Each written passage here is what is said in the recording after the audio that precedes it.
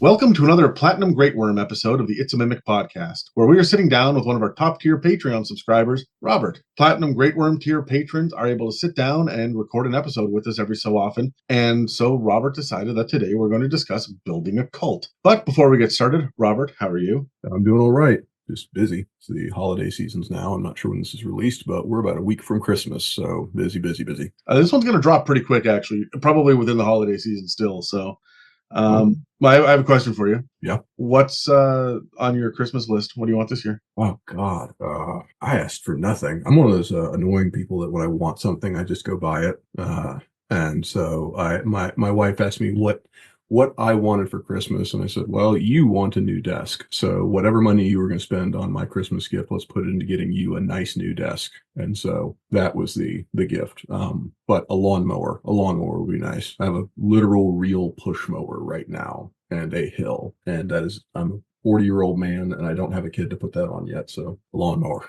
You get one of the remote control ones, or you're gonna get a riding mower? God, if I could get one of those automated ones that just went out and did it on its own, I would do that. But I will take anything that kind of powers itself a little bit at this point. So a riding would be overkill for my neighborhood, but it would be great for chasing my dogs around. So tough call. Fair enough.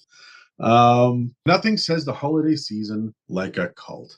So we've got a lot of questions, and normally we do a big old preamble about why we do this and what's it for. But I think everybody's familiar with the concept of cults because it's one of the most, I mean, in Dungeons and Dragons, not like in reality, because the D&D cult is very different than real cults. Right. It's a fantastical, usually very simplistic, evil organization that wears robes, and you have to steal robes, infiltrate, and blow up their fucking meeting, right? Like that is something that happens all the time in D&D. And then every once in a while you'll get Tyranny of Dragons, which is about like the cult of the Dragon Queen, right? And you end up getting big like storylines, but those cults stop feeling cult and start feeling like enemy organization at that point. So when we're homebrewing, when we are dealing with a cult, there are a lot of questions to ask. We have, as you said before the recording, you sent me a list of like 15 questions and I blew it up to like 90. Like there are so many things to think about with this. But the thing I want to start off with is we don't have to go that deep. Only do what's going to be necessary for your own campaign. Oh yeah. Because you can over prep a cult in a big fucking way. Mm-hmm. So let's jump into the questions. But before we do, what is your cult? What are the broad strokes what we're dealing with here? So broad strokes, my previous recordings were about my domain of dread. And while this is aimed at that, I've actually taken a break from that for a while because it can, if you're thinking about that kind of stuff all the time, it can make you an unhappy person. But but the cult in my case is a cult that venerates the Dark Lord who runs the realm. And so their goal, they believe or they state, is to get enough treasure and goods to build up the horde of my Dark Lord, who is a fallen dragon turtle, under the belief that if we could just get enough stuff in the horde, the dragon turtle will be reborn and come back, and then we'll all be free from the dark realm and we'll be able to go do what we want to do. So that's the stated purpose. So your Dark Lord and the followers, like the citizens in there, actually know they're trapped in a dread domain? The Dark Lord does. The cult does. I'm not sure the citizens really do, but yeah, probably. I mean, okay. Yeah. Sorry, that's a little bit different than normal, and I really like that as a fun hook. It's a little matrixy. It is matrixy, but it assists the cult because they're providing a way out, right? Mm-hmm. So it drives them. But yeah, that's their ostensible goal. Now, the Dark Lord, who has been reduced to a mummy lord, is no longer a dragon turtle, does not believe this will work, and kind of just puts with the cult worshiping her to keep her power. But it's, the whole purpose of the Dark Lord is they're supposed to be being punished, right? Yeah. And I thought, okay, what would be a really good punishment other than having this massive organization that works for you, but actually is incompetent and is doing something that by its nature will make your depression worse. So, interesting. Yeah. So the cult thinks it's there to revive her by bringing enough stuff to the horde, bringing enough tribute and worship. The dark gods who put her there have twisted the cult so that all of these actions actually just further drive to her what she has lost in being, swept off to a dark realm. So that's kind of what's going on. So we're gonna dig a little bit deeper into that as we go, because I think that it is a really interesting premise, because usually the cult is raise the demon from hell, Right. or turn back time to this thing, or possess the Tarask or something, right? Like, it's usually very simple. Yeah. In the world. So yeah. Yeah. So when it comes to building a cult, I've broken it down into 4 parts: the organization, the individuals, the methods, and then of course their enemies and foes, because that's where we're going to end up at the end of this. Is great, we've got to deal with making this a D&D plot, right? So Right. but let's start with the organization before we get into who's who, right? The first question that I think everybody should ask is, what do you need your cult to accomplish in the story? From a meta perspective, why a cult and not an enemy kingdom or a rival organization or guild? Why a cult? Why did you choose a cult? Well, I chose a cult because it seemed, this is the worship of a dragon turtle with a very material goal in mind to make an event occur. And so it kind of felt like a religion, but also didn't exactly feel like a religion, because we're not talking about the worship of a pantheon or the setting of any sort of morals or ethics going on. There's no eternal reward being mentioned. We venerate an individual, we worship an individual who exists and we can interact with, and there is a clear structure to this, and there is a treasure and tribute in our goal of get the horde big enough to generate enough dragon magic to revive the thing. And so that just felt more culty than a religion or necessarily a kingdom. I mean, that's fair. There are certainly different vibes that a cult's going to give than the other organizations, and a weird level of zeal and commitment that you might not get out of a guild, right? Or even an order of knights. So what you've already spoken to this, but the cult's primary goal, the cult itself, is to break free of the domain of dread. Yeah. And they do that by getting all of these items. Why did you choose magic items? Like, it sounds like a scavenger hunt in a lot of ways. Well, I chose, magic items and treasures and things like that because I was thinking of, what is a resource that would be hard to come by in a domain of dread and would be hard to come by, especially in a waterborne one. And I said to myself, okay, you're not going to have a lot of grand, merchants guilds and artificer guilds and all of these things making these items, because resources are going to be limited and people are going to be focusing on staying alive. And so it also creates a natural draw in my mind for the adventurers. Oh, there's this cult. What are they doing? They're gathering all the magical shit in the kingdom and putting it in one location. Oh, they're putting all the magical shit in one location, you say? Yeah. Oh, okay. And then I don't even think I need a plot hook from there for most adventurers. So no, yeah, it's doing its job for you at that point. Yeah. One of the things that that occurs to me as we're talking, and I'm thinking about things that go into Dragon's Hordes and whatnot, and the scarcity. We have spoken about building the domain of dread. We know what the species and the monsters are that are there, the primary ones and whatnot. But if you were to have a player that is, say, a Loxodon or a Grung or something that is not necessarily a mainstay of your domain, having their skull be something that the cult would like to use in rituals, like this could be a magical item, and they come after, or the left hand of a Thrycreen, because that's what the player chose to play because they're fucking wild. And then you say, all right, we're going to sever they're coming for your hand, right? And like that, adding that immediate danger and opposition is another way to drag people in, right? Right. And I mean, you could probably also, that quality of rarity, you could expand that, like, oh, what items are your characters carrying? Oh, well, I have my parents' wedding rings on a chain around my neck. Yeah, we want that. That's a rare thing. Nobody else has that. Give me that. Well, I've got my pet cat. There are no cats in this realm. Give me your cat. Oh, No, like, yeah. I like attacking the character sheet like that in a big way. I've gone off on episodes about attacking the character sheet, but I also like attacking the character directly too, because there's something terrifying when you know that you've got to infiltrate a cult or go up and oppose them, and they're hunting you, right? So for whatever reason, like even if it is your pet cat or your parents' wedding rings or whatever it is, they need to know it and not get their hands on it immediately and start sending members after you, right? So it gives you the opportunity to have the cult be the odd random encounter on your random encounter table, or you can get on a side quest for a little while and then have the cult just aha from around a corner, right? Right. Because I've got Megan right now. She is playing a monk. She's a martial artist, and her character has already won a tournament and has learned a new style. She's learned the style of the flail snail. And so what that means is that the same way that she can deflect arrows, she can deflect cantrip and level 1 magic spells that are projectiles. So I'm slowly going to build up her ability to do this. But there are a bunch of other masters that are essentially in a cult who are sending champions to battle her. And if she can defeat them, she gets their style. And if they defeat her, she loses the ability to do it, and she then has to go defeat them later without this thing that she has. So she has to go level up. So I'm consistently throwing champions and assassins her way just to keep it alive and be like, hey, they know about you. They're coming for you.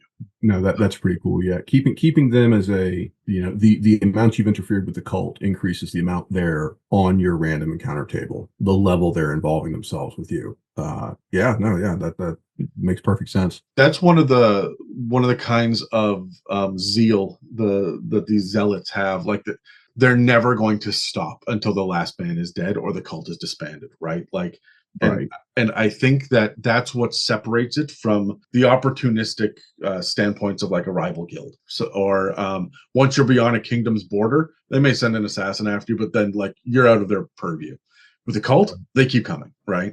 Yeah, because that's one of the nice things about using the word cult, especially in D&D or in any sort of pop culture, is when you use the word cult, the connotation immediately is, oh, they're insane, they are irrational, and I do not have to explain why they're doing their actions anymore because they are fanatics. Yeah.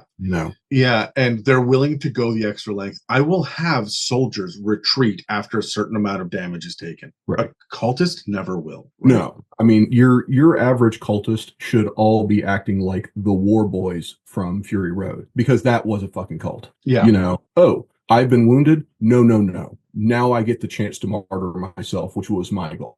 So it's very clear that your cult is evil. But where on the evil, like what alignment is it if you had to pinpoint it on I'd the probably say lawful evil, because they are presenting themselves somewhat as an organized religion, and they're not chaotic. They're not just out there being crazy. Maybe neutral, but probably leaning toward the lawful evil of we are doing bad things, but it is under the auspices of a structure. When we do something really evil, it's not because we've decided to do something evil. It's because you've broken one of our invisible rules, and now we, by our moral standards, need to punish you with this horrible thing. So the next question I have, which is not on the breakdown that I sent you, is what do the cultists think the alignment is of the cult? They're going to think, so that's a really good question, and it's probably depending on what tier of cultist you are, the lower or the higher, but I would say they all probably think that what they are doing is necessary because they want to help everybody there. So probably neutral good. Maybe my knowledge of alignments is kind of bad, but they think they're good. They think they're good aligned, because no matter what we're doing here, it is to get everybody out of the dark domain and back into the world and get the dragon turtle back to her rightful place because she's being wrongly punished. Honestly, it really feels to me like Stannis Baratheon from Game of Thrones, who's willing to sacrifice his own daughter for the greater good. Yeah. This is what the prophecy tells me, right? And the idea of the means justifying the ends and shit. And like That's really fun and interesting dynamic to have. And that's why I feel like a lot of cultists don't see themselves as evil, even when they're doing evil things. It's just we are willing to go the extra step, right? So Right. when designing a cult, you need to know what those extra steps are and what they're willing to put up with, right? Yeah. It's the what the town council from Hot Fuzz. Yeah. They are a cult to the town. They venerate the town. They worship the town essentially, and they want to maintain it as it is, up to and including murdering friends and family to keep it that way. As a little sidebar, I think that in your domain of dread, there should be a goose that no one can catch. Oh, that's good. Maybe yeah, the goose or the swan. Yeah, Swan named. Oh, I think it was Stephen Moffat. I think was the actor there. Yeah, I'll have a swan named Moffat. I went to goose because, of course, I'm Canadian. Um, Yes. So we should point out the difference between a cult and a religion. And the official rule that everybody's got an opinion, and different dictionaries will list it out differently. Size Yeah. of the religion, and so on and so forth. But my favorite version is a cult has knowledge that is secret. A religion spreads knowledge and says we have the knowledge. Yes. So Yes. there's the gatekeeping of knowledge, and of course in D&D that means also magic and power and other things, right? But that's my favorite definition. Do you have a different definition? I mean, that was part of it. Yeah. I was trying to think of this earlier, the difference between a cult and a religion. And, you're right. The dictionary will say a cult is considered a false religion, or the difference is a cult worships an object or an individual and not necessarily a pantheon or a god, and they're kind of closer and there's a structure. But I definitely agree that a huge difference between a cult and a religion is that religions will usually give you the means to not only directly contact the higher power. You can pray, you can go to confessional. Yes, there's another person there, but you're still through them talking to the higher power.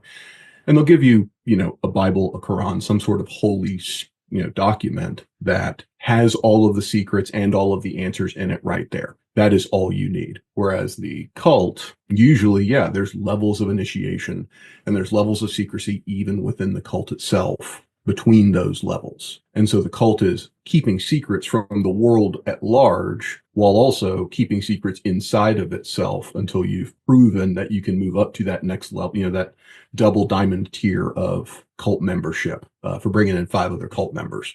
It's interesting because when we're going to talk about like the hierarchies and factions within and whatnot, but that brings me to my next question, which is the cult a part of a larger organization?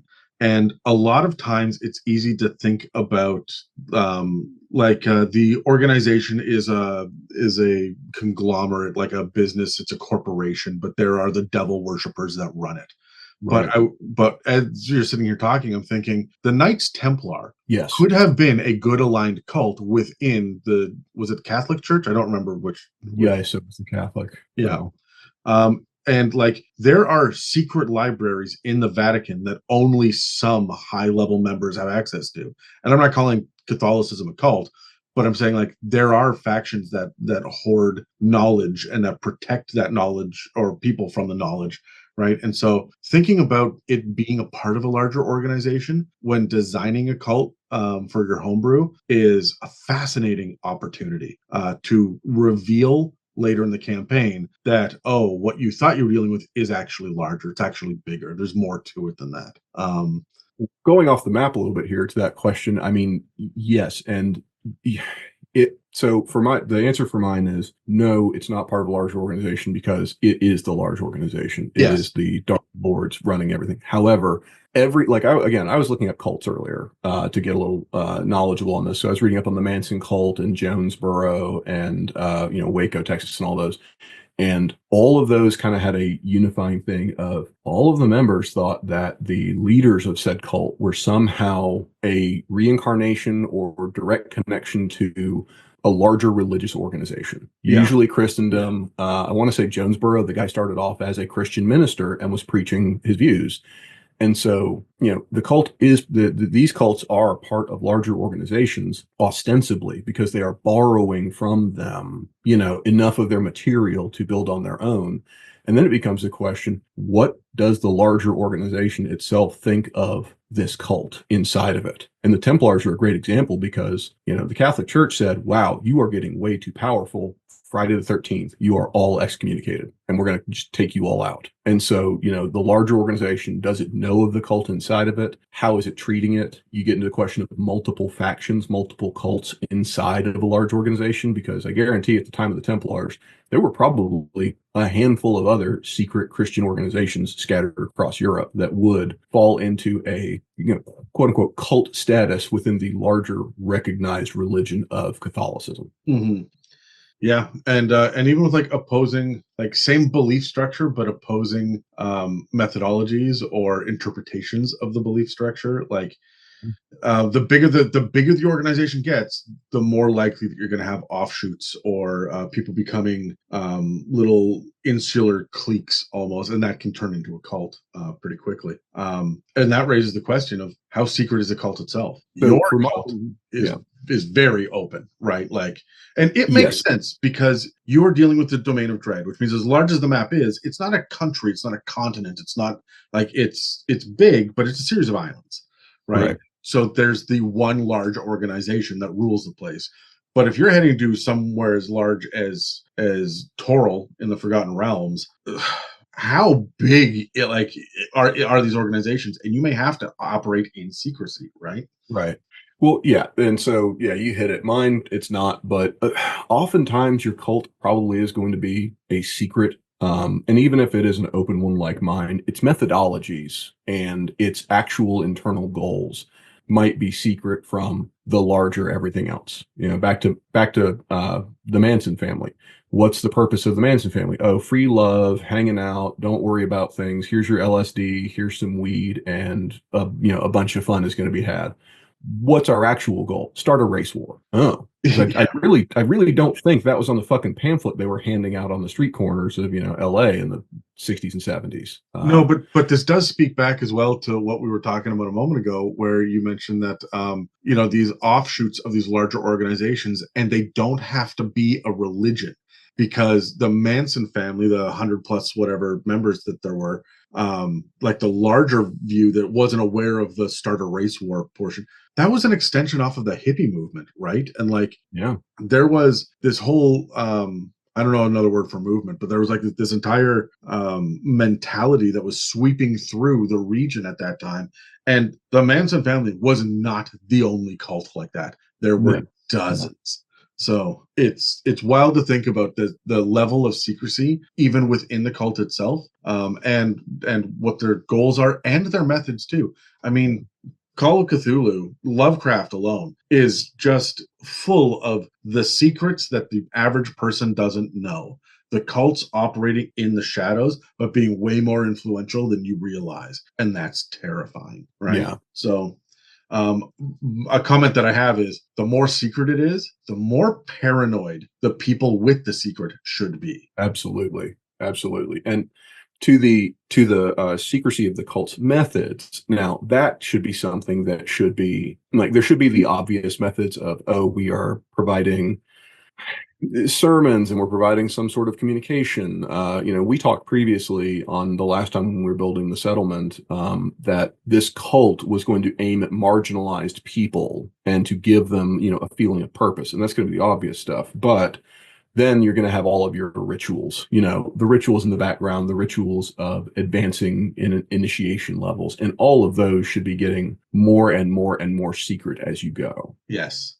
Especially when you're talking about like magical ones. So for my cult, it's one of the rewards of being in the cult long enough and getting high enough is going to be you are fully turned into an undead so that you can survive long enough and be, you're essentially immortal now that you can, when we free the dragon turtle, go with us. And hey, look at that. You made it. It's your pseudo eternal reward. And since I've taken some inspiration from ancient Egypt on this, it will be the turning into undead will be, at levels of initiation, basically a slow mummification process of this time we're going to remove a kidney. Next time we're going to remove a lung, and, slowly doing that organ removal to be put in canoptic jars. That's all going to be extremely secret, because keeping that power over how to become safely, cognizant undead instead of just being turned into mindless zombies or skeletons, is a thing they can hold over the populace. Can I make a recommendation for your personal campaign? Please. The higher level that they are, that's going to be like this. Let's say that they're removing the internal organs. Well, the structure, like the physical and anatomical structure of the human being or the humanoid, would begin to sag. You don't have organs, so like you're going to be hollow caverns and whatnot. They should be filled with dirt or dust, because I love the idea of anytime like the higher level guys, when you hit them with a bladed weapon or slashing damage, piercing damage, maybe even force damage, Yeah. it creates a small cloud around them, and you need to make a saving throw to not be blinded. And that also gives you I love that. It also gives you the test, right? Yeah. Hey, we think this person's in the cult, but they're pretending not to be. They're an outspoken proponent against the cult, but we think they might be in it. Hey, Steve-O, the barbarian, go hit that guy. Oh, look, a bunch of dust came out. Yep, he's one of them. You could get a couple of really cool moments like the Thing as well. Exactly. Not the Fantastic Four member. Where you could, like, if you know that their hands and stuff are like their punches do extra bludgeoning damage because they don't have bones or nerves or anything, and they can control them still, but it's just full of dust. So prick your finger, prove you're human, right? Like that could be a lot of fun later on. Also, if you're getting into the body horror where we're talking about, removing parts and filling up, or possibly even going so far as replacing parts, you want to talk about how annoying it would be for that Thri-Kreen player you cut the hand off of in session 6 at session 15 if they're meeting a high priest who's got that hand attached. That's awesome. Yeah, that's a great connection. I love that. Circling back to the organization, we were talking about secrecy and whatnot, and how there could be multiple cults within an organization. But it's worth pointing out that there could be multiple factions within the cult, because this is a Russian nesting doll, right? Like every level, there's something else in it. And a lot of the time, it is a striving for power. You wrote down in the notes you gave me, every cult needs a star scream. Yes. There should always be political workings against other members of the cult within the cult itself. Having the unified cult is great. It's scary for Hot Fuzz or for Call of Cthulhu. But when you're doing a 2-year D&D campaign, it needs to have depth. There needs to be more to it than that. And you need to have those factions inside so that your charismatic players, or let them do more than just, okay, that guy's got a scimitar and we're going to bash his head in. No. I'm going to figure out how to turn the pieces of the factions against each other to create that distraction or to weaken it so we can get to the bad guy. Right. And so this is where we have to understand, like, what are the public goals of the cult? What are the secret goals of the cult?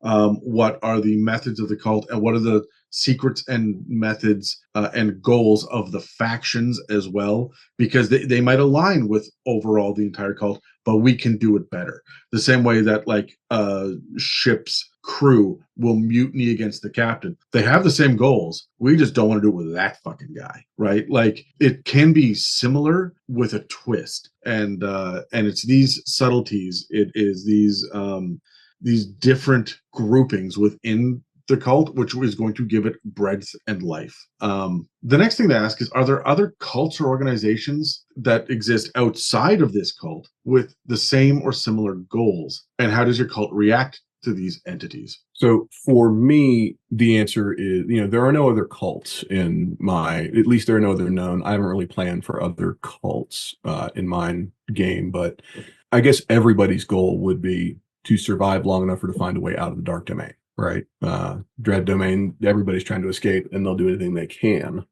It is interesting to think about, when you don't see it often in the games. As pervasive as cults are in D&D games, especially the published materials, you don't really see multiple cults either going for the same goal with different methods or opposing each other. But I could see there being some level of, again, when you're talking about a larger organization, we have an overarching cult like the big one, and then it's got a couple of smaller branches that call themselves something a little differently as to how they also are trying to achieve the thing. And then you get into, how do you define the differences in those cults? And that would probably come down to, not just belief structure, even though we're all working toward the same thing, but the rituals they're going through or how they present themselves. But long answer, my game, no. I think that it would be interesting in your game. Take or leave this. What I would do is have not necessarily an opposing cult, but if you've got lizard folk, living over here on this island, they might unlock a secret to being able to escape. And if your cult knows this is going to happen, it might undermine their power and influence if people realize there are other options. And so your players could end up getting caught as they watch extermination of the lizard folk, right? And not because the lizard folk are wrong, but because they're right and they're doing what we're doing in a different way, right? And so that could show the ruthlessness of the leadership of your cult, right? Or a particularly bloodthirsty faction within it, your secret police, right? That I would probably play with that to ramp up the evil with the capital E. You know what I mean? Yeah. No, I like that, especially here is the means to do exactly what we're talking about. And it's accessible and it's proven. We don't care. It's wrong. We're going to shut this shit down and we're going to punish everybody who did what we say we are doing. Yeah. So, I mean, the evil of the hypocrisy there is blatant. So we should also be looking at other cults and organizations with opposite or contrary goals, and how a cult reacts to these kind of situations. For example, why are we leaving the domain of dread? We have a peaceful little life, and if you would stop stealing our shit, we would be fine, right? Yeah. You can imagine that like banks and shit are probably not things that they want to promote, because they want the horde, right? Right. Yeah. No. There is just a flat out organization itself, not organizations, but just we're taking your gifts from you, and there's a lot of sort of randomness going on with when we approach and what's going on. So we are just taking away the concept of organization. But so that there are no other real cults in mind, but when you're dealing with a cult, and especially an evil one, their response is going to be make an example. They're going to make an example of the opposing organization or opposing cult, and it's going to be a lasting one. I think previously we had talked about how when the captains in the giant fleet of my ship fail, or the captains fail their tribute amount that they need to bring in, they are through a very painful process of being keel hauled along the shell of the island that is the dragon turtle. That's part of a ritual to make them undead, and then their immortal undead languishing bodies are nailed to the masthead of the island so that they get to be there forever, so everybody gets to see them for always. I just want to say Merry Christmas, Robert. Merry Christmas, Evan. Yeah. We're recording this on December 21st, and Yes. I have been just post-wedding, pre-Christmas, loving my life and sitting back with a smile, and you have driven me right back into my love for horror. And I am not kicking or screaming as you're dragging me down this road, but I had forgotten how fun these conversations were. Oh yeah. I have some more to add on to that later in the their rituals and their magic. But what would be funny to make some levity? There are cults that are dedicated to an object, and it's a cult. There doesn't need to be a logical reason. It would be interesting to see your party to get caught up in. There's 2 or 3 cults that are all trying to venerate this same object, who are in basically an eternal capture the flag to get the goddamn thing from the other cults. That would be fun. And then your party can align with them and then realize what's actually they use these methods. All right, fuck, we got to go align with the other guys, right? As this thing gets passed around from group to group. Yes. Yeah. Whose place are we invading today? The worshippers of the Black Staff? Shit, do we have any of their robes still? Yeah, hold on, I got them over here. No, those are the venerators of the Black Staff. We need the worshippers of the Black Staff. They wear this kind of robe. Especially if they've already been members in the past. They'd be like, oh, fuck, I don't want to kill Steve. Do the handshake, make an intelligence check to see if you remember how to do this one's handshake and not the other one's handshake. Yeah. Yeah. Oh, no, I look at my players and say, check your notes. What was the handshake for this one? And watch them all panic, flipping through pages as Megan will just lean back in her chair, hands behind her head, and go, "Who gives a fuck? Let's stab him." Kill him. Yeah. Yep. So I'm a paladin. Kill him. yeah. So you brought up an interesting point a few times that your cult has direct contact with the object of their veneration or their deity. I'm just going to refer to it from now on as a deity because 9 times out of 10 it is. But a lot of times cults don't. They do not have direct contact with their deity. There may be vague omens, or one person says that they can talk to them, and everyone's relying on the charismatic leader. But it's a choice that needs to be made when you're making a D&D cult. Can you talk to your great old one, your imprisoned fiend, the sword or battle axe that can speak and whisper to you? Like, is this a thing you actually have, or is it based entirely on belief? And I would add to that, if you can talk to the thing, what level does that thing care or like or even want to do with your cult? Yeah, you know? like, what does the deity want? Right, because I mean, if you're talking like, they really, in my mind, missed a golden opportunity in Curse of Strahd, because you intro with Death House, and there's a cult right there, and apparently, I know they say they worship the dark powers, and there's some confusion as to what that means, and okay, now we're going to do a sacrifice to a shambling mound. Shambling mound doesn't give a shit about being worshipped. It's just happy to be a garbage disposal that, keeps getting fed. And then the cult, never really comes up again in the campaign. But, is that your object of veneration? Is just this thing? Is it rewarding you? Is it giving you anything? Or do you just feed the monster in the basement to keep it happy? And now you've got a cult. It's interesting because I hated the shambling mound, not mechanically, although it's too powerful for Death House. Oh yeah, it is a TPK machine if you're not careful. Absolutely. But you're talking about the priests of Osibus, and Yes. I have been dabbling with bringing Curse of Strahd bit by bit into my campaign and my homebrew.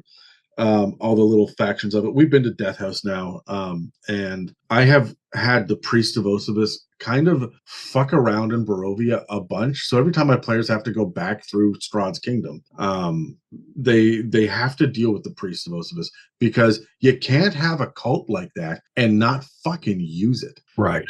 And I know that there have been other Ravenloft materials and other editions that really lean into them. The 5th edition just kind of passed by them and kept going. And I think it's part of Wizards of the Coast since 2014 saying, we're not fucking with religions. You can have a god if you want, but we're not putting a spotlight on it. That's not what this is. So I mean, I did the same in my homebrew. I made the one, I did replace the shambling mound because, again, it's a TPK, and it just kind of is it doesn't really fit the horror of the Death House. So I put in some homebrew, monstrosity made of a bunch of parts sewn together, and then I made the abbot a senior member of the cult, and he was doing all this body horror stuff and had a bunch of stuff going on in the background. So I did the same. I expanded the cult to be more than a footnote.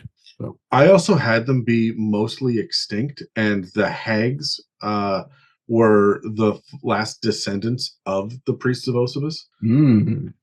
With a bunch of, I added a series of 6 monoliths, creating a circle around the old bone grinder, the windmill. Yeah. That was actually telling the history of Barovia and the priests, with a whole bunch of etchings and carvings on each one. So you start at the first one and work your way clockwise around it to see their rise and fall. And then I had this as a plot point, because if one of my players were like level 5, and I threw a steel predator at them, so they were going to fucking die.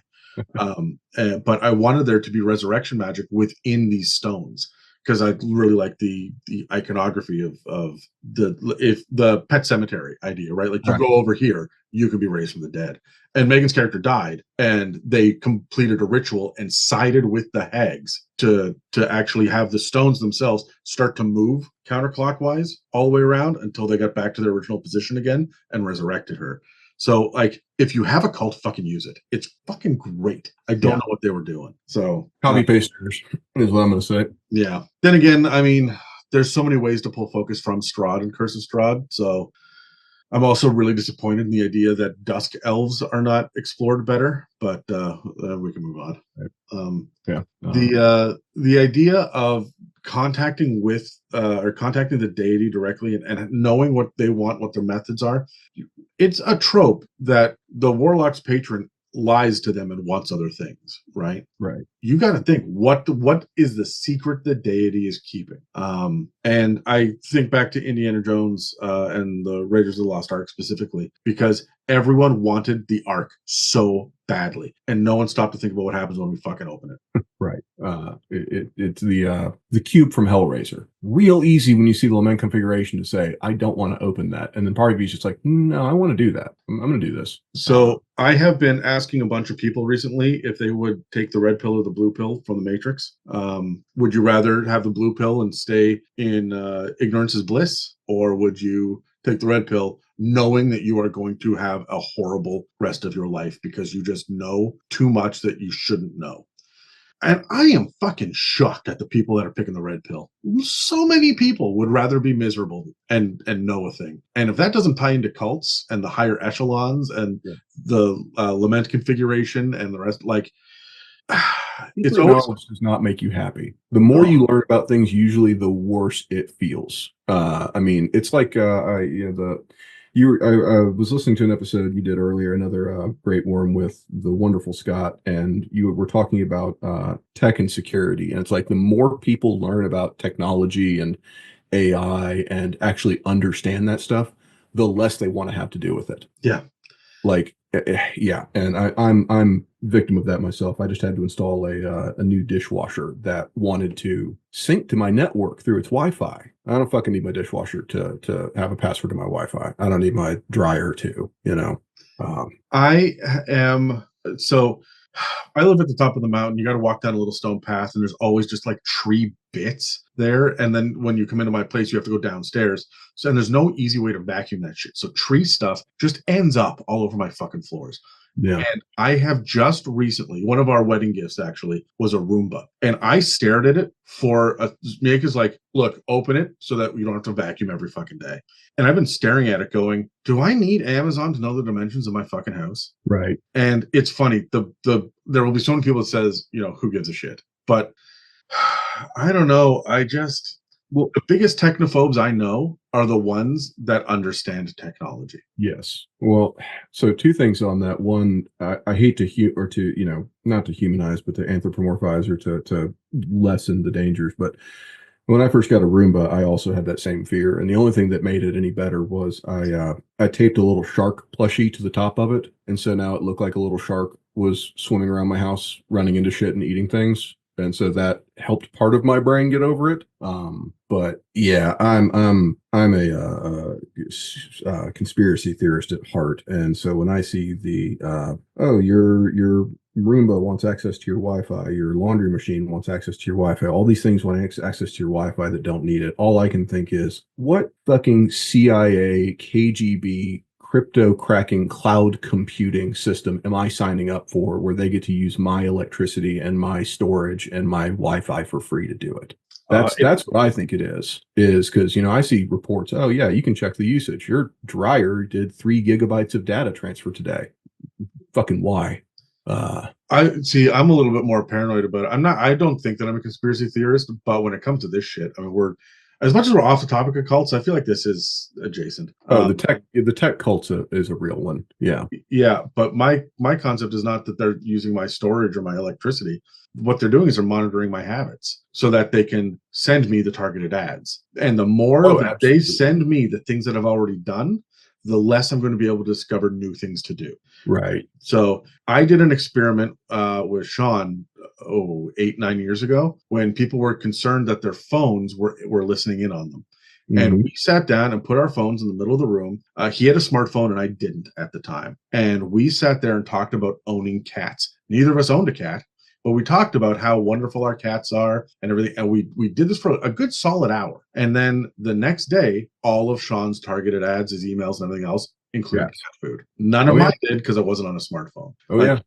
It's the story that I read, the true story of a teenage girl who was pregnant, and She had just found out. She's like 15 or 16, like very young, and had just found out. But the way that her father figured it out was he ended up getting Walmart flyers and all of this stuff on the like mailed to them, physical copies. And he would open them up, and all this stuff was pregnancy stuff.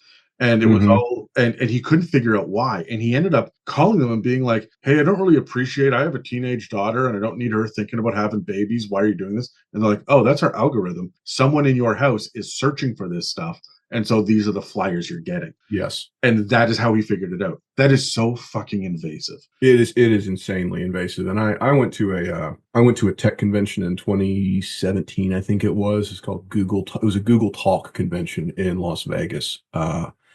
I wasn't invited. I snuck in. They wanted $3,000 for a day pass to go to a fucking convention, and go fuck yourself. I'm not paying $3,000 for basically anything, let alone that. But every single thing, the big thing that year was AI, and it was very worrying to me because I'm in the military and I deal a little bit with some other AI stuff. But every single AI booth was talking specifically about emotional manipulation. Yeah. Every single one as a form of advertising and sales, how to manipulate you. It's like, great. This is just what we need. Which And I'm making a West Marches campaign on the dangers of AI. So yeah, and I don't want to go down this road. Don't want to have this big conversation. yeah, But yeah. but no. But the conversation is worth having when you think about the fact that everything that we're doing these days, as much as the internet is bringing everyone closer together, it's also putting us in factions and it's driving us further apart. And when people go, why the hate mongering? Why would they want us to be angry at each other? Why are they trying to separate and divide? And why are they trying to make us so enraged? Why is rage bait such a huge thing? Why are headlines more important than articles? And the answer is because emotional manipulation will make you fucking buy shit. That's Exactly. what it is, Yes. right? Yes. It is. You are manipulating people, and you are telling them this is your personality. This is what is important about your personality, and this is why it's good that you have this personality trait. You are linked to this professional sports team, and they're winners. Therefore, you're winners. So you should buy the jersey to show that you're also a winner. And you know what? Fuck that other sports team. They aren't just your opponents. They're now your enemies. And so And you need to hate them. And and I yeah, want to point out, we talk about the charisma, just to bring it back to cults. We talk about the yeah, charisma of the leader and whatnot, but that charisma is emotional manipulation to get people to join, to get people to stay, and by enraging them, by telling them we don't like this. It's what gets people so politicized and so involved, and it gets them to continue to contribute to the cult. right. I recently read an article online, so take it with a grain of salt because I don't believe half the shit I read online anymore. But like, I recently read an article online which was fairly well sourced about how in, I want to say it was 1994, someone realized, oh shit, if we make abortion a political thing, we'll get more voters out to the booths. Yeah. And so when they started to do that, they leaned into it in specifically Christian neighborhoods, but I think it was Baptist, Southern Baptist neighborhoods first, Yep. because they knew that that resonated with this type of Christian, and that is why abortion topics are linked now to religion and politics. They were kind of linked to some points to religion, but not nearly to the degree. It was not a voting topic. People were not carrying signs, but someone realized we can manipulate their emotions, and that will get them to do the things we want them to do, right? And you look at, I don't want to get sued, but let's look at Scientology and not say anything. Yep. Yep. Yep. Right. Let's look at and just like, we'll all sit back, take a moment to reflect on Scientology, and then move forward with our conversation here. But Yes. Yes. I'm not I calling them a cult. I don't say that they emotionally manipulate people, because I'm smart enough to not say that shit out loud. Yes. I will say they do seem to have levels. Yep. And a lot of secrecy as to what they do in those levels. Yep. And that level of secrecy lends itself to one category a little more than others. Which is going to bring me to my next topic as we move back into cults and whatnot. Good Actually, segue. my final thought is that you snuck in to a Google convention, Robert. Yeah. They know it's Google, and now they're going to try to hack your dishwasher, right? Like they're going to get their revenge eventually. You know that, right? Yeah, no, I know. I'm one of those people that it's like when you read those, oh, the aliens got on the internet and said we need to stay away from this group of people at all costs. Yeah. Google will look at me and say this isn't worth but yep, Yeah. that was a fun convention. They hired a circus to perform at all times. So you'd be talking to somebody and an aerial performer would just drop down on silks next to you, or a clown would go rolling by on a giant ball. Very confusing. Well, I mean, spectacle and distraction is another thing that cults do, right? So let's talk for a moment about the power that a cult has. These are very specific decisions that people need to make for their campaigns, and it's good to think about them, but they're going to change throughout the course of a campaign. So you should think about where the cult starts and then where the cult ends, and the steps that are going to be taken there, and what your party's going to do while interacting with them. But there are four categories of power that I think a Dungeons and Dragons cult wants to wield: political power, military power, magical power, and social power. Right, and depending on how powerful they are in different regions with different groups, they could be very, very, very influential, and that could be what's so frightening. Your cult feels that like it is magically powerful, it is militarily powerful, and it is socially powerful because of the promise of we'll all get out of here. But I feel like your deity doesn't give so much of a shit about the politics. Is that accurate, or am I That's misreading? that is mostly accurate, and I completely agree with your four categories. And one thing I think that to feedback earlier, all of these, when you're thinking about them from the perspective of the cult and the influences they have, you go back to your concept of secrecy. How politically powerful are they in open and in secret? Militarily, open and secret, magic, et cetera, because military power is hard to put together in secrecy. People Yes. see the logistics moving around. They see the armor, they see the weapons, they see the food, they see the people. That's hard to do. Political, not as hard because you can have those closed door conversations. And interestingly, magically, I think that when you play with the secrets, the magic secrets can probably be the best ones. Not again, not to call Catholicism a cult, because I don't believe it is. My wife is Catholic, and I respect a lot of their traditions. How many people going to a Catholic church at the age of 6 or 7, when they are chanting along in Latin, have any idea what they're saying? It's interesting because Catholicism is such a great example of the things we're talking about without it necessarily being a cult, because of the rigidity of the rituals. When you look Right. at Protestants or Baptists or any most of the other denominations, not Mormons or JWs necessarily, but like a lot of the other denominations, they don't have that rigidity to the ritualistic nature of Right. what's going on.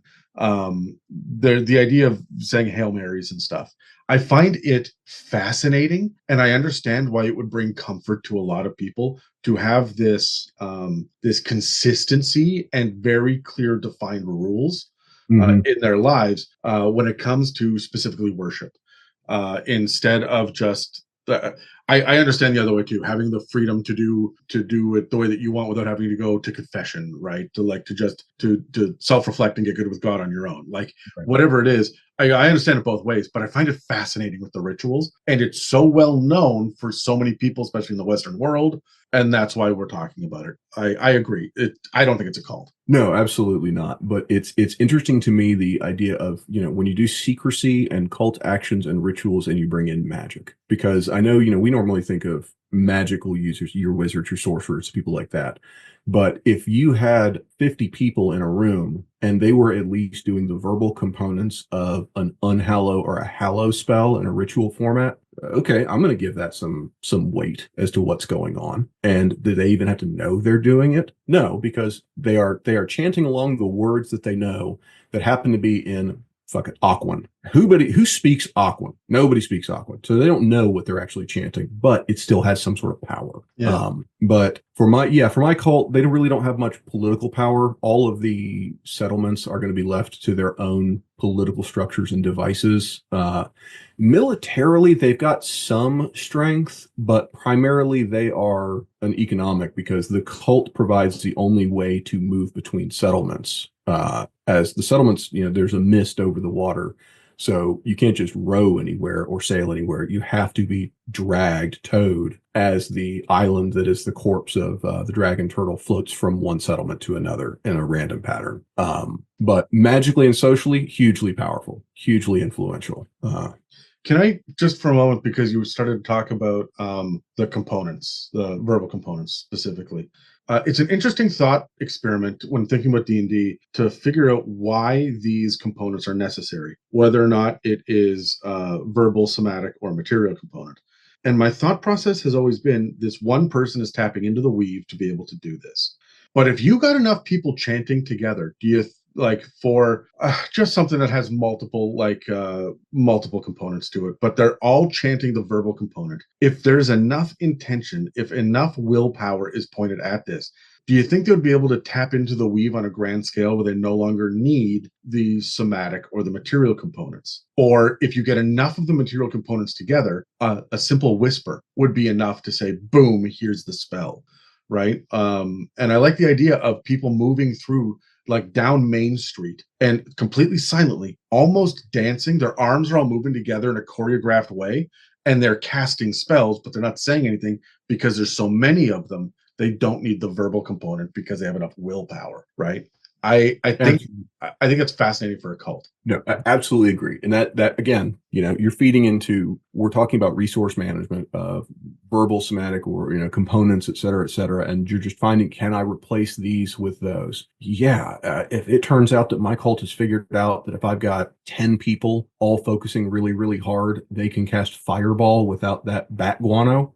That helps for my secrecy, because now nobody's looking up fucking logistics at the bat guano wholesale store to figure out, oh yeah, this cult's buying all this shit. Or it provides you, like you were saying, a lot of other interesting flavor to put into stuff, and then hopefully to inspire your players to start trying some of that stuff out. I have one player, Charlie, who is desperate to build his own spells and make them and learn them and whatnot. And I've come up with like homebrew mechanics for him to fucking do that. And it has been a nightmare because it's not well thought out. We're just kind of by the seat of our pants doing it. I make him roll Arcana checks every day, or every opportunity he's got an hour to sit down and not devote that hour to resting, where he can sit down and focus on trying to learn the spell. And I have come up with an arbitrary number. It's 438 because I rolled 3d8s, and I'm like, I was going to put these digits together.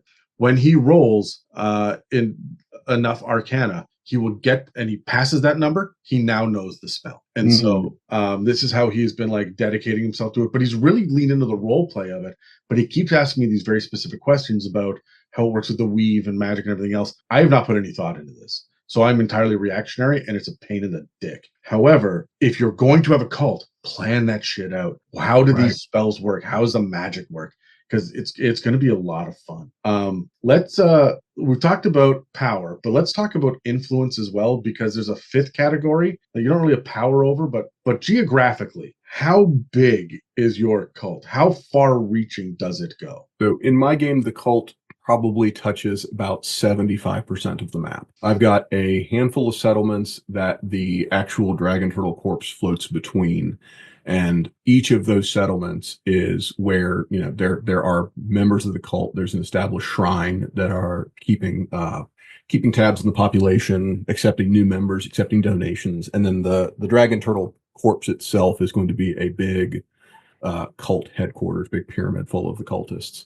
There will be a couple other locations that the players can get to and go to that will be friendly safe havens that the cult does not touch, because the dragon turtle corpse just happens to not go that way. Mm-hmm. I think that I see when I was thinking about this, I was thinking Game of Thrones, where they had little cults and factions, but they were very small and they were spread out all over the world. Or they were like, in Marine, the Sons of the Harpy exist. This is where they are.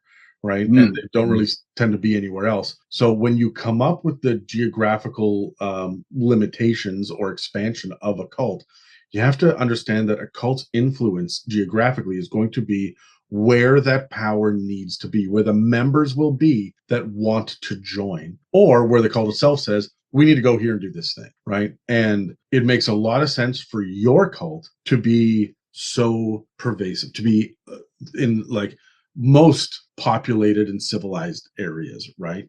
Because it makes a lot of sense for the Domain of Dread. But I think a lot of people would have secret chapters of the Cult of Cthulhu, right, in basement meetings in Waterdeep and Baldur's Gate, and the next one that you're going to find is Neverwinter, right? Like there's just going to be a huge gap. You're not going to find it in small towns because they are operating in secret, right? So I know I just mixed Cthulhu and Dungeons and Dragons, but great old one Warlock.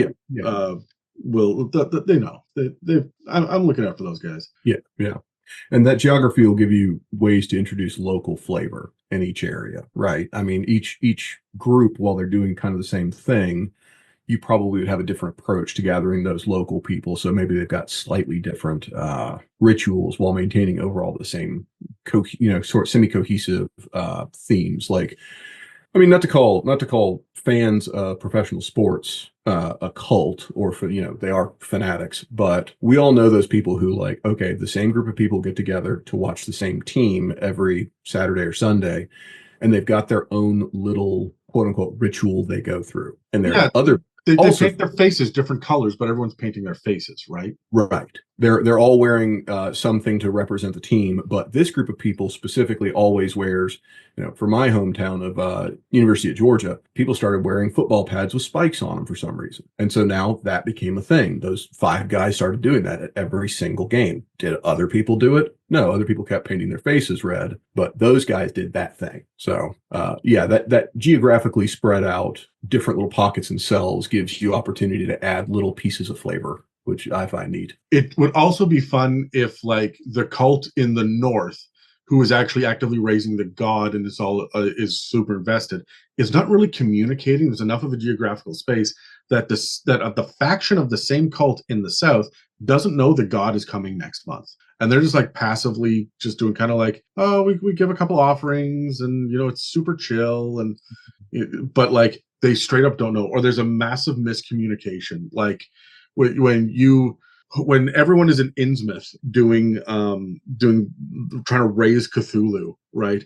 And then you go over to California and they're like, yeah, so I'm coming from the Innsmouth New England chapter to see how you guys are doing. What the fuck is going on here? Where are all the tentacles? And what are these amorphous blobs? Like, oh, tentacles with an N. Oh, we there was something lost in translation. We're very sorry. We've accidentally summoned a fertility god by accident instead. Yes. And you could also, when you're talking about influence in geography, you center your point, and that's going to be the head, the heart, the home of the cult, where the most secrets are. And then when you think about layers and levels of a cult, as you spread out from there, obviously is going to be the tendrils of beginning to influence people at the very far edges. How much do those people in your cult actually know? Because you're not going to send out, again, back to Shadow over Innsmouth, you're not going to send out the guy whose first words are, hey, by the way, there are these immortal fish people that want to take over the world. And you and me and your family and my family, we're going to fuck them and make half-breeds. And then they're going to go into the water, and then they're going to fuck, and they're going to make full breeds, and they're going to take over the world. You don't send that guy out. You send out the guy that says, hey, did you know that if you carve this little shape in the ivory and you throw it in the water, your fishing is better? Oh, cool. Yeah, let me try that out. You're going to send out the friendly, hey, let's all just hang out and drop some acid and see how things are going. That's going to be your outer bow wave on your geography. And then it's going to get a little more of the secrets and a little more of the rituals and all that as you move into, oh shit, this is evil. We're the bad guys. I'm taking a note right now that says, when I start my cult, do not tell people about the fish fucking. There we go. Okay, thank you. Well, know your players. That's a session 0 call right there. Yeah, I've got Dave and Dan on board with the fish fucking right off the bat. There we go. There you go. Well, hey, I know this is a sideline, but this is the thing. I don't think I saw it in the questions, but this is something for every DM to consider, and I had no idea how to do this. What do you do when your player characters decide they just want to join the cult? Oh, that is such a gift. You allow them to do it. That is a yes and. I have done this. I have seen this pop up. It was fourth edition, but and I was one of the players. And our DM at the time said, "Yes, absolutely, you can join the cult." And as we did, he started to like show us more and more behind the scenes stuff. He gave us all these boons and powers. If you have Tome of Foes, they've got a whole thing in the Fiend section at the beginning about different cults and also different tieflings, and depending on what the lineage is for the tiefling, you know, who their archdevil or demon lord is, as well as like cult members get these boons. And so he was handing out boons, and we were feeling really good and really powerful. And then the alignment started to shift. And then we were asked to do more and more questionable things. And then we were sent away from the other side quests we wanted to accomplish. And we didn't want to do that anymore. And he started to make it very uncomfortable. And he forced us to start to make compromises we didn't want to make. And we could rebel against the cult, but we knew the consequences were bad right off the beginning. So it was a beautifully like we derailed the campaign for about 12 sessions. And I was going to say, I can see it being amazing. And as a DM being like, oh, this is great. Well, we have to stop the game right here because I need to go rewrite, 40 pages in my notebook. And it's easy enough to do that without having to stop the campaign like in the middle of a session, because the only thing you need to do is put them through some tests and trials that you come up with off the top of your head to prove that they are going to be good initiates. And then you've got a week to figure shit out from there. Let's talk for a second, because we talked about influence and whatnot. Another thing to focus on when it comes to the organization is the iconography and style. I've got 10 different points here that I want to go through, but some of them require a deeper dive than others. You mentioned before about 7-year-olds chanting in Latin, or people talking in Aquan. Language is so important. Do you know the D&D cult languages that are available, like the ones that make a whole hell of a lot of sense over the others? No, I actually don't. So infernal and abyssal, clearly. If you are a cult of like an older nature kind of situation, primordial, right? And it says now, I don't remember what it says in the 5th edition player's handbook, but in the 5.5 one, when it lists out all the different primordial languages, it is very specific. Anyone who speaks any one of them will understand the other dialects and be able to communicate, but poorly. Right. I think that was edition, just regular 5th edition as well, but yeah. Yeah, so primordial is good. Deep speech, of course, is fantastic for your aberrations. You'll need undercommon if you're dealing with Lolth and stuff in the Underdark. But the one that has one mention of it anywhere is dark speech. It's only mentioned in one spot in all of 5th edition, and I always have to go hunting for it. I can never remember exactly where it is. But dark speech is the ancient evil way of dealing with the old dead gods that we don't want to bring back. Back when the cosmos was malevolent, and all races, like the old serpentine races, were enslaved by these old gods. So like depending on the languages, you can do like UNT for the UNT gods. Sure, that makes sense. But or like Drow for the Drow gods. But dark speech is the one that no player is going to find on a list anywhere. They're not going to have that written on their sheet, and it elevates the level of absolute kerfuckery. Like we are now in the depths of evil when we've surpassed primordial and we've gotten to a forgotten language. And there actually is one in D&D, but most people just don't know about it because I guess it's forbidden knowledge, even from DMs. So dark speech is my answer. I fucking love it, and I use it as what I call the God alphabet in my campaign. My players have not figured out that it's bad to do this, but they will. They're hunting that. Well, I was going to say, back to your earlier comment of your earlier comment about the having 50 people doing the verbal component to replace the other components of the spell. You could do that like with your dark speech. Hey, you're saying this you're casting fireball, but your verbal components are in dark speech instead. So now this is how it's different. Yeah, or you know how all verbal components need to be spoken, like they can be easily heard. That's why we have subtle spell, right? For meta magic. But dark speech, you can whisper it, you can mouth it, right? And that's both the verbal and somatic component. The movement of your tongue is what's doing it, right? Like, or the breath that is being expelled from your lungs is the material component here, right? Like dark speech could just be that much more powerful and scary. Right. or that And that person who's looking to counterspell you, they can't pass an Arcana check to know what you're about to cast. They don't speak that language. yeah, or I like the idea that power word stun, power word heal, power word kill, these are all dark speech. Right. Those are the power words, right? So beyond the languages, the other kind of style in iconography, the next one I want to talk about is the way that they pray. Prayers are so unique to different religions and cults and organizations and factions. What is going to make your cult different? And I don't know if you've thought about this. How do your cultists pray? Well, I haven't thought a lot about this, but I do think that there will be a level of, again, giving involved. I mean, that's the whole point of the cult, is to get enough treasures, magical items, what have you, to enhance the horde. And that sounds, very commercial, because it is, but it is something you see fairly often. If you ever get a chance to go to Japan and you go to any of the shrines over there, you will see people lined up to do a small ritualistic prayer where they clap their hands a couple of times, bow a couple of times, toss a coin into a coin box, and then clap and bow again. They do it, it's done hundreds of thousands of times a day over there. So there will probably be some level of offerings being given. I'm not sure if those are going to be things where, kind of like at a Dave and Buster's or whatever, you would go into the the shrine prior, and then turn them over and get a certain number of tokens to then give up.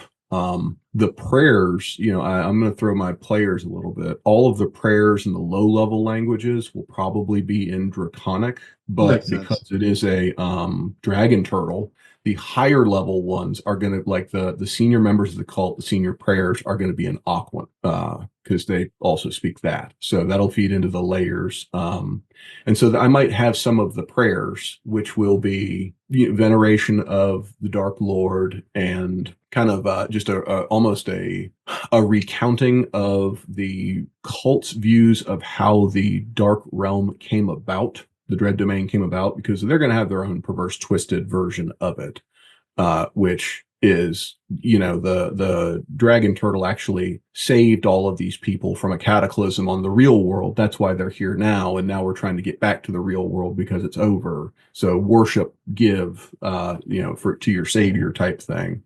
And so if the players bother to translate the prayers, they'll learn more about the false history the cult is trying to push. And so I'm going to shape the prayers more around hints and information for the players to learn about the big bad guy. I'm also probably going to include, there's a really important part in the most ships is the ship's bell, big ass brass bell or bronze bell. And in a lot of ship cultures and some of the stuff I've seen in the Navy, the bell will be used in ceremonies. You'll take the ship's bell down, and I have seen like they'll take the bell down, they'll put a stopper in the bottom of it so that it's watertight, they'll fill it with water, and then if somebody wants to have their child christened in the bell, they can do that. Huh. Somebody gets a pin, like we wear these warfare insignia on our uniforms to represent some achievement we've done. Sometimes the captain of the ship will dip their pen in the water in the bell, along with the other person who's receiving theirs in the water, some sort of passing of tradition, or carving names on the inside of the belt, things like that. So I would probably have, as my altar would be, an upturned, ancient, corroded bell filled with water that it never really goes down. And you could even hammer on it. The water seems to be fluid, but it's also resistant enough to be used as an altar. And while they are praying, you would see the ripples in the bell, but I would also use that as a communication method. That's feeding back to some other bell somewhere being listened to. So I've got thoughts. Thought number Yeah. one, because that's brilliant. Thought number one is that bell should be a spellcasting focus for when the cult gets all of those extra spells like a Hag Coven does, right? And it should be when we gather around this thing, that is a spellcasting focus that we use, Yep. right? It allows us to not have to throw dust or sprinkle water or whatever it is, like no material component. We have the Right. bell. Right. Um, thought number two is I think that because of the dragon turtle, and we're talking about iconography right now, Yeah. That bell, like the actual bell portion of it, not the striker inside, should be a petrified turtle shell. Like that. And there are only so many of them, and only the like these ships or these captains or these lieutenants or whatever have access to them. And so when you see a petrified turtle shell, like it's a big deal. And it can be something that like the players, recover a couple of them, that just because we're taking these spellcasting foci away from the cult, right? Right. Or we've found a way to get one where we can alter it in a way where we can listen. Sure, yeah. Yeah.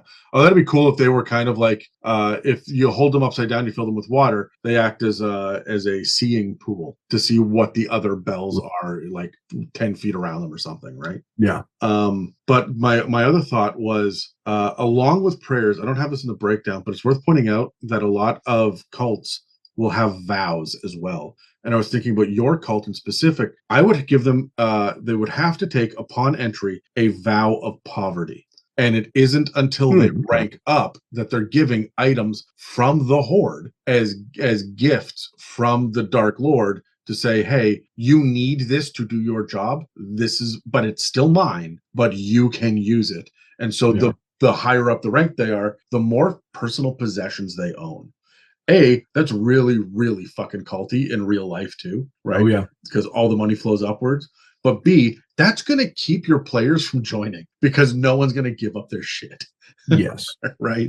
I think I would also back in 3.5 there was so much stuff in 3.5. It was so goddamn big. But I want to say there were vows that you could take, and there was like the vow of ascetism. I want to say where you would never have any possessions, and the most money you could carry on yourself was 10 gold or 10 gold total worth of possessions. That was specifically monk shit, I believe. Yes. You would get shit. You would get bonuses and boons, but only if you were a monk and you had to be lawful. And there were so many handcuffs in. There were a lot of handcuffs. However, the benefits of it were, at level 1, +2 to AC, +1 to hitting things, +1 hit. I mean, like by the time you were level 15 or 20, you had so many benefits from it that it really did outweigh a lot of the stuff you could have found, especially if you were a dick and combined it with there's a class called the Forsaker class who disintegrated magical items when they touched them, which was a great way to kill a party. I remember that. One of the standouts, along with the hulking hurler. So I believe it was a prestige class, wasn't it? It was a prestige class, but it was a pretty easy one to get to. But I would probably do something along similar lines of you are giving up all of your stuff. However, here's a small, immediate magical benefit to you as an individual. And, as you go, before you start receiving the actual tangible goods of the horde. So I freaking love that. I'm trying to find a way to segue nicely into the next point here, but I don't have one, so I'm going to move on. And that is colors. Colors are a major part of what cults do, because it's not just black robes. It's what the different colored robes or the filigree that is part of the uniform or whatnot that might change color and whatnot, the higher up your rank and stuff. And we don't need to spend a whole lot of time on it. My only comment, because I think it's pretty straightforward, right? Yeah. But my comment is the color that represents the cult should not be a basic color word. What I mean by that is the players will begin to become suspicious. It's my problem with I'm forgetting his name. The Lovecraftian yellow cloaks. Oh, the King in Yellow. I can't remember what his fucking name is. But anytime that I would bring up yellow in any sort of Call of Cthulhu game, even if it's like a daffodil, my players would be like, "Oh, is this part of the thing?" So you need to go with your vermilion instead of deep red, right? Because it's unlikely that you're going to use that word accidentally to describe another red thing, right? When they start to say, oh, vermilion is an indicator that the cult is here. That way, when they walk in and they see the bard is dressed in red, what kind of red? Kind of like a crimson. Okay, he's not a cult member, or at least not openly, right? Well, another way to address that similarly would be patterns. Yes. It is yes, they are all wearing the shades of blue or green because there's limited, but their shades of blue are all patterned with like a turtle shell, like a calico. Yeah. Okay, that's the fucking cult. Yeah. Yeah, that brings us into like symbols as well. And symbols are an obvious thing. That's one of the things D&D always does is whenever there's a cult, they give you like, here is the symbol they fly on their flag. This is the coin or the badge or whatever that you have. Every one of the gods from Greyhawk and I think Forgotten Realms and I think Eberron have a icon. Like that there's the symbol that represents them, right? Like Hextor is always a closed fist holding two arrows with the arrowheads pointed down. Like, and that's the thing. Heronius is always grabbing the lightning bolt, closed fist. And we just kind of know what that is, so we can see it and we can describe it. There should be that symbol that is very, very clearly this is the cult, and then other secret symbols like Thieves' Cant has secret symbols, right? That means certain things to certain assassins or thieves guilds. So, which that should be, I mean, that should feed into all of this. I'm going to institute like cult cant. Yes. The secret, spoken language or symbology of cult members to talk to other cult members in the open and plain. And it can be something as simple as a streak of red paint on north-facing walls in alleys, shit like that, right? And I wouldn't necessarily like this is the secret code, and I'm not going to tell the players this. I want them to figure it out by the third or fourth time that they run across it. They'll go investigate, right? They'll say, "What's the common denominator here?" And that's a mystery for them to uncover as they go. There are also themes that we should be aware of, and this is a little bit broader. But normally, when you deal with a cult, we've been talking about turtles and aquatic and mummification. These are the themes. You've got undead as a theme. You are not the theme of gnashing teeth or the theme of blood splatter or whatever the overall idea is. Like in Braveheart, the theme of we wear blue, right? Like it's not just the color, but it was like the war paint that they had as well was a very specific kind of theme compared to the war paint that you would see in like Apocalypto, right? It was. And not just colors, but these themes could be things like tattoos. They could be things like the flag flies the symbol of a closed gauntlet, for example. But everyone wears one gauntlet. It's the same, like it's all right-hander one, so they all wear right gauntlets. All the battering rams have a right-handed gauntlet that's blown up to large size on the end to batter the door down, right? Like we should be seeing these themes over and over and over again, so it's easily recognizable without being so repetitive that the players are expected to hear you say those words 6 times a session. Right. You want to find your motif that you can keep presenting in new and interesting ways while being the same concept. Yeah. And this is where you're going to start to get your ranks and your factions within the cults maybe have slightly different takes on it, right?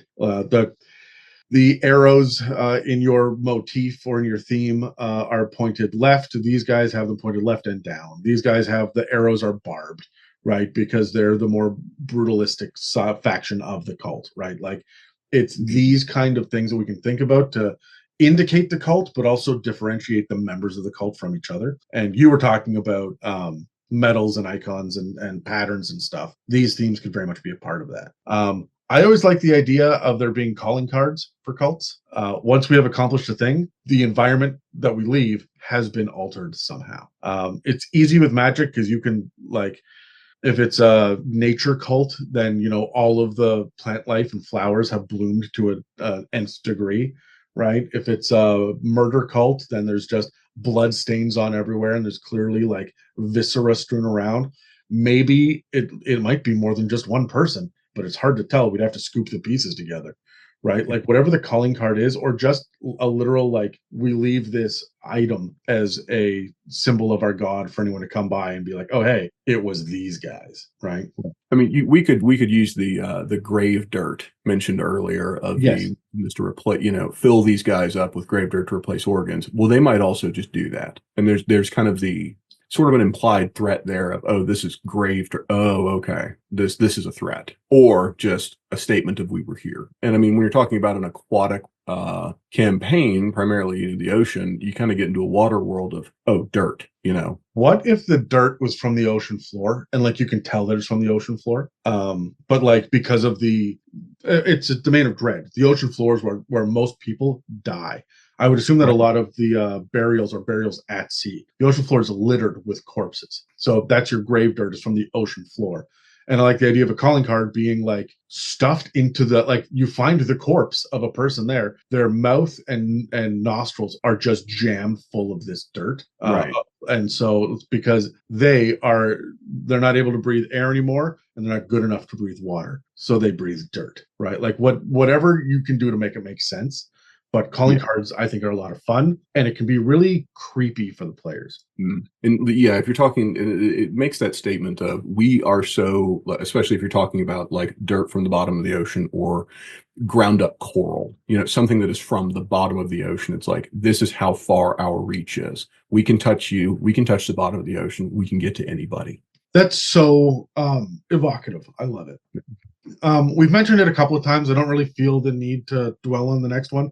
Wardrobe, obviously robes, but what else? You know, wearing a brooch or a hairpin for the ladies that with like the iconography in it. Like, what is the thing that says, "Hey, I'm part of this organization"? Well, I was thinking about that earlier, and I like the idea of, you know, as people are initiated and they rise up, a necklace or a wearable, like a flake from a turtle shell, like, you know, because you're talking the dragon turtle. The dragon turtle is gigantic, so the flakes from its shell would be pretty large. So, a flake from the shell, big piece of dried out petrified calico, Yeah, but on the inside of it is you know, scrimshaw, and the scrimshaw on the inside will denote your like level within the cult. Each, you know, as you keep going up and you're telling the story of you or almost your heraldry on the inside as a member of the cult and the things you've done, it will show your level so that if you are out in public, that part is face down against your chest. People might get a glimpse of it if you're moving right, but it's secret. Now they might be able to tell that piece looks like it's been worked a lot, or maybe light shines on it just a way that you can kind of get a glimpse of the shadows of the thin mhm. parts. And then in private, oh, I'm amongst all of my safe brothers and sisters. I'll turn it over Yeah. and show that to everybody. Yeah. And we can apply that to like physical characteristics as well. It is a trope that, you know, the devil worshippers grow horns, right? And they Hmm. hide them under hoods and hats and hair, right? But it could be tattoos. It could be uh, when they get angry, their eyes they change color, right? So that could be a way to test if someone's a part of the cult and they're high rank. Let's see if we can piss them off, right? Like it can a lot of the time be wardrobes and accessories, but it could also be parts of their body. Are Um, they full of dirt? Yeah. yeah, exactly. It's going to also be important what tools they use. And I do mean like for the rituals and stuff, like I say, we were talking about turtle shells and bells and whatnot. That's very memorable. But the tools should also include weapons and shields. What weapons do your cultists use? Because it shouldn't be a mishmash of Probably, everything. yeah. I'm going to be leaning on again some Egyptian. So probably, I think I'm saying it right, like a khopesh, like the curved sword that you might see, Yeah. a ritualized one of those.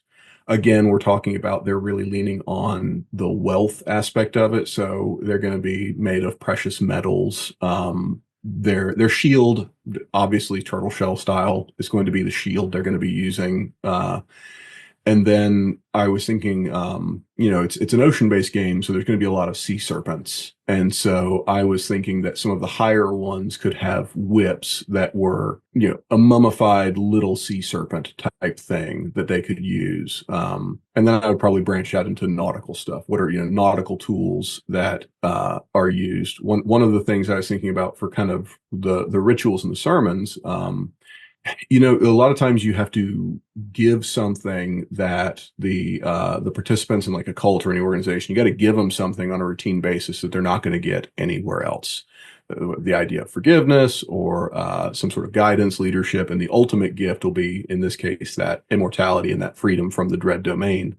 But I was thinking about as a dread domain, the mists are everywhere. And so the mists are also going to cover the sky. And so you're not going to see the night sky at night, which is a very like disturbing thought to me of just going outside and being completely surrounded in a way that you can't see anything. And so the shrine, the church, if you will, of the cult, the inside of it will have recreated almost a night sky type environment on the inside. You'll have constellations. And so some of the tools would be navigational tools used at sea as part of when they're telling their stories and their parables. Or even like a spyglass that can see through the fog. So you can, like, it's practical and helpful if you're a captain of a ship, but Yes. also you get to see the stars. Yes. Yeah. Things like that. Think tools that then, initiates can use to better their lives in that way. Yeah.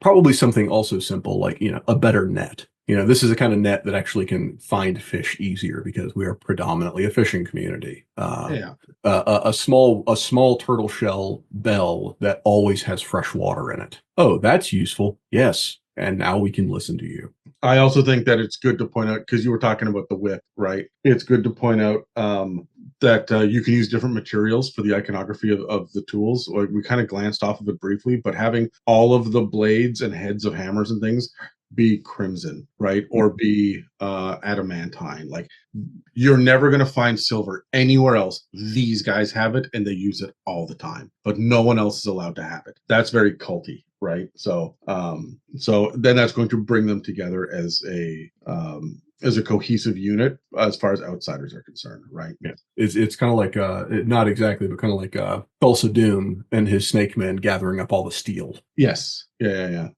That should be everybody's guiding light for a cult. Should be Thulsa Doom from Conan. That was a good, example of a cult. But, or at the very least, just take the haircut, right? Like, that's what we really need in life. Oh yeah. The next thing that I think is important for iconography and style of a cult is, how do their spells look different? Because they should. If Magic Missile is always silver in your campaign, what is it when these guys cast it? What color? It's the difference between Luke Skywalker's lightsaber and Kylo Ren's. They're very fucking different. And it's not just like, oh, it's double-ended, but it's the same blade. No, this one's giving off sparks and is menacing, right? Like, how are the spells and even just the rituals that are being cast, what do they look like, sound like, smell like? How do they interact with the world in different and unique ways? Does poison spray summon a spectral head of a snake to spit it, right? Because it's a snake cult. Whatever it is, you should be putting that extra level of detail on to really shock and awe your players, as well as drive home the fact that this is a radically different faction and they do shit differently than you do. Absolutely, yeah. And I would go so far. I mean, I'm in a dread domain, and so I know, like, Curse of Strahd and the Benricton's Guide recommend that everybody's spells are a little bit different. They're flavored a little differently in a dread domain. Mine, I think, so I haven't thought too much about this, but I think especially with the rituals being performed and spells being cast by the higher level members of the cult, will seemingly manipulate the mist itself. Yeah, that's cool. That's just, and that's, I think that's a little cool. I think it's also, that's again, back to that, we can reach you anywhere. Oh, how powerful are we? We are manipulating the thing that's caging us. Isn't that proof enough of our power? You should join our cult. I really like that. I had originally in my head, I like yours better. I had originally in my head the idea that whenever the higher levels cast spells, like offensive spells or spells that conjure things, even if there's no water aspect to it, they leave things that's touched wet. You get hit by a firebolt, you take fire damage, and also your chest is wet because they're just leaving behind ocean water with their magic. But, like, it's that kind of stuff that should make people's spells, like the cultist spells, feel radically fucking strange and different without being overpowered or imbalanced. Like, it's easy to say, oh, they explode big and they do an extra 3D whatever damage. Nah. Just flavor, just make the iconography and style different. And that brings me to the next thing, which is omens. Now, I mean omens in two kinds of ways. One, what are they looking for? What are the things that, like, speaking of Egyptian, like, if you bring a cat, it scares the mummy away in the mummy movies, right? Like there are bits and pieces that the cult itself will recognize and has significant meaning to them. They will be on the lookout for.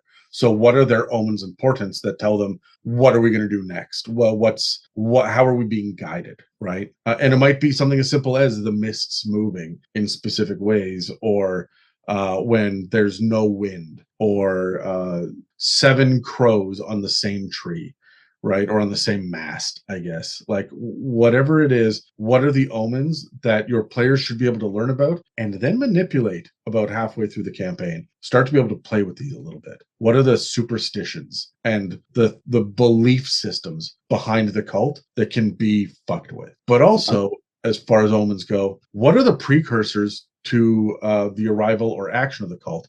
And I was thinking of 30 Days a Night, because they sent someone ahead of time to prep the town for the vampire showing up. It would be really cool to have someone, even if they're a local, that's like not Good part movie, of the. by the way. Sorry? I said good movie, by the way. Josh Hartnett, very good in it. Kind of an odd presentation of vampires, but yeah, very good movie. I really, really love it. But like, it could be someone that's not part of the flotilla. It could be someone that just lives in the community and no one knows they're a member of the cult, and they will just get word or a vision or a dream that she is coming. She will be here in 48 hours.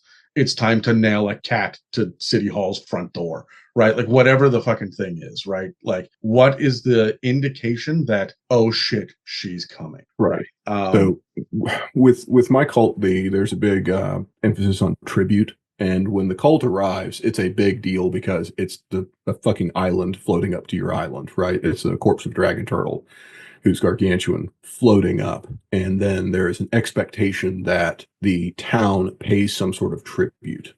We were discussing a settlement last time, they're very militaristic, where they would put on a magical display of like basically a rifle drill as they are giving things in as part of their tribute, which, you know, that's the kind of thing that takes time to prepare. That's the kind of thing that takes time to organize and make sure you're good to go so that you don't fuck it up.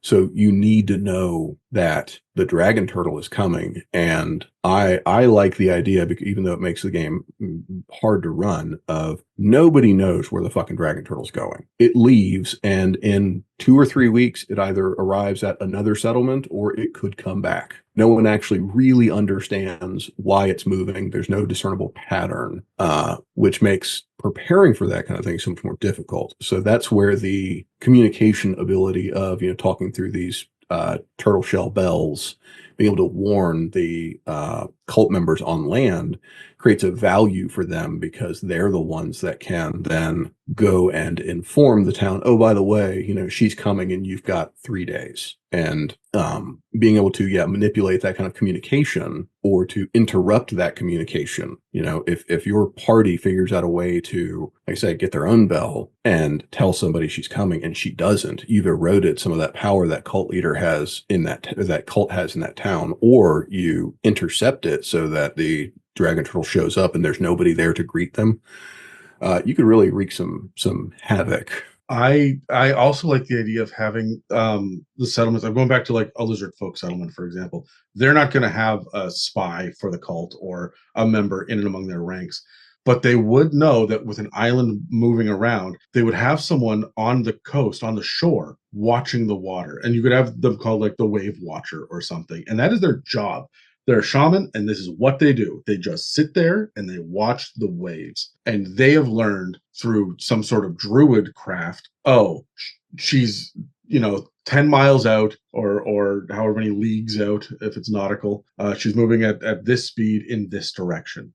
Right. And you could have people that are almost seers and psychics that read the waves instead of reading astrological signs or the skies, right?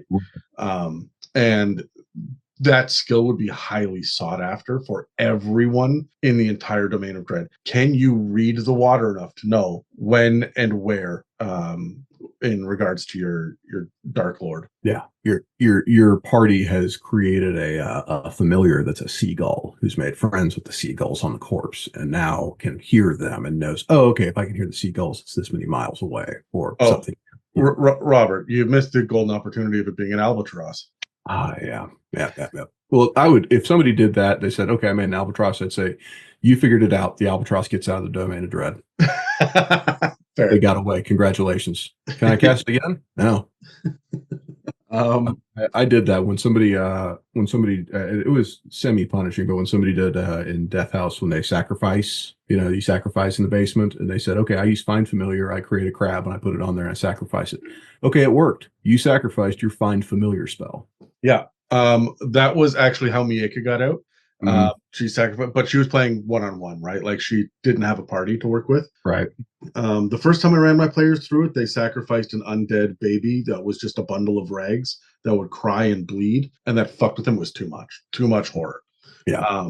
But with when Mieka did it, she had no choice but to sacrifice her familiar because she didn't get any of the other shit when she went through. It didn't occur to her. She's a new player. So when she did it, I just made it so that her familiar was pissed at her for the next like 3 months. Yes. So, That makes sense. I did it to a player who routinely abused a familiar as a familiar can be a very powerful thing.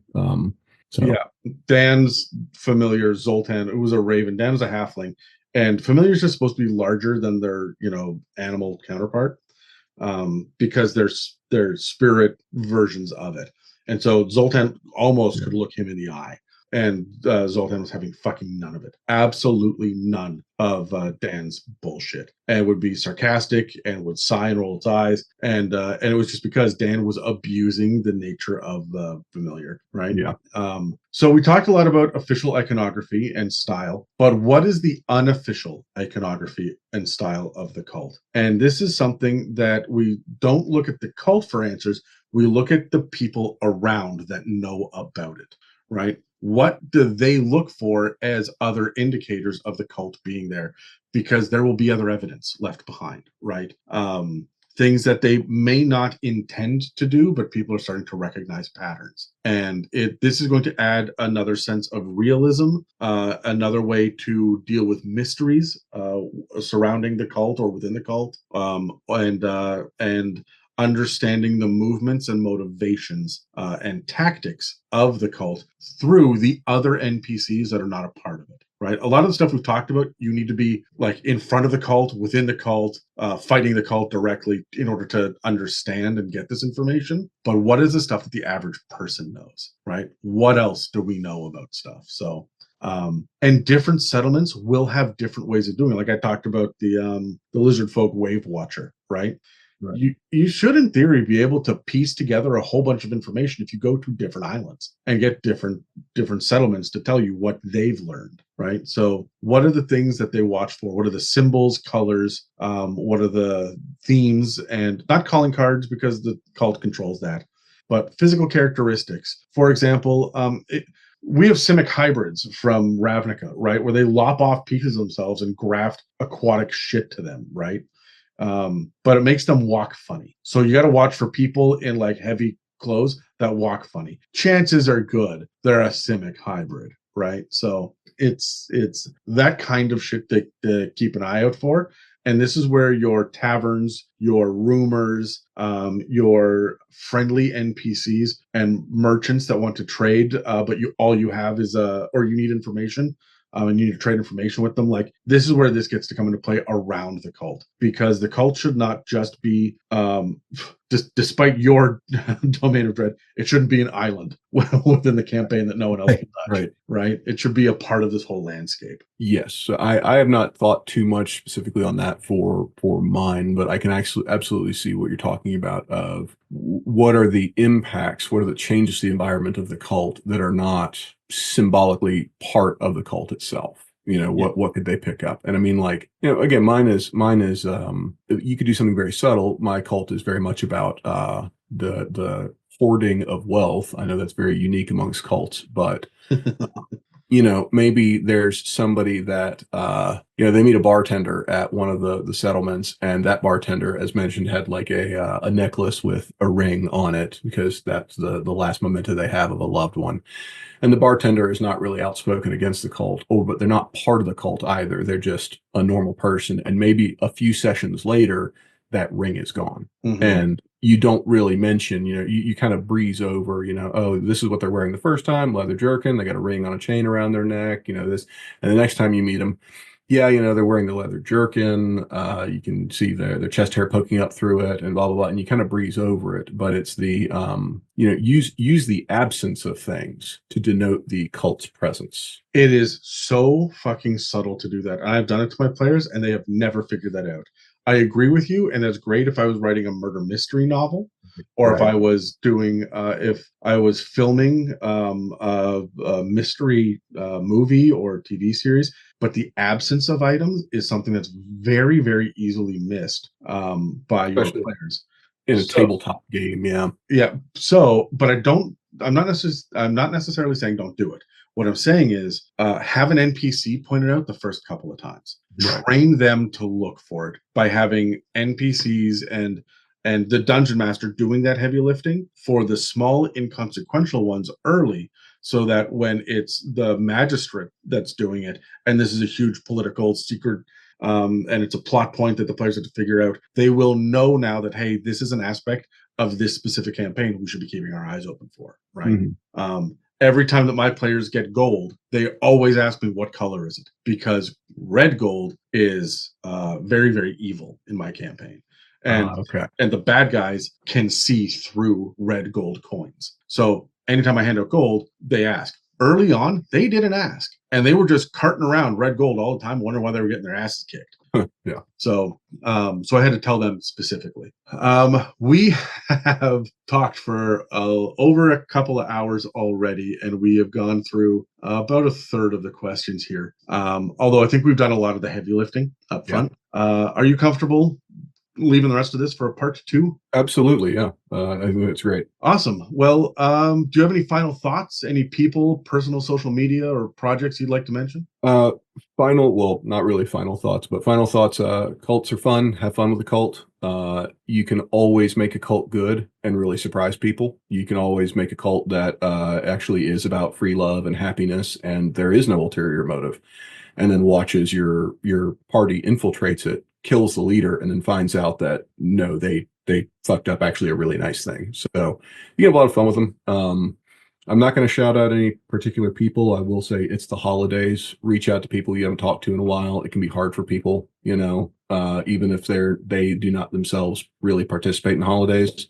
It's always nice to think somebody else is thinking about you. So reach out to people. And last thing I'll say is for an organization I'd like to speak out for. I have not donated to these people yet, but I'm going to find a way to.